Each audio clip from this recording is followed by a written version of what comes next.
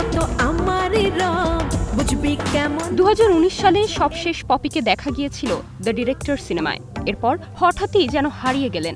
বছর ঘুরতে শোনা গেল ডাইরেক্ট অ্যাটাক সিনেমায় নাম লিখিয়েছেন পপি। এরপর করোনা, শিডিউল জটিলতা সহ নানা কারণে আটকে থাকা সেই সিনেমা দিয়েই অবশেষে দীর্ঘ 6 বছর পর পর্দায় ফিরেছেন এই নায়িকা। 17 অক্টোবর থেকেই সারা দেশে 30টি প্রেক্ষাগৃহে একযোগে দেখা যাচ্ছে সিনেমাটি। সাদেক সিদ্দিকীর পরিচালনায় সিনেমার চিত্রনাট্যে দেখা যাবে সমাজের অন্যায়ের বিরুদ্ধে প্রতিবাদের গল্প। পর্দায় ঘুষ, দুর্নীতি, অপরাধ, অবিচারের বিরুদ্ধে প্রতিবাদী রূপে হাজির হয়েছেন পপি। তুমি ছাড়া কাটে না প্রহর। এই সিনেমার কাজ শেষ করার পরই নিজেকে অভিনয় জগৎ থেকে দূরে নিয়ে যান নায়িকা। দীর্ঘদিন পর তার সন্ধান মিললেও তিনি আর অভিনয় ফিরবেন না বলে জানান। তাই এই সিনেমাই তার অভিনীত শেষ cinema.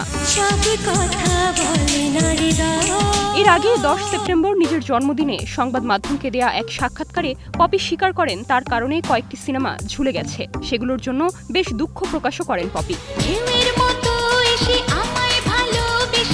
Nirjona Nusrat, Star news.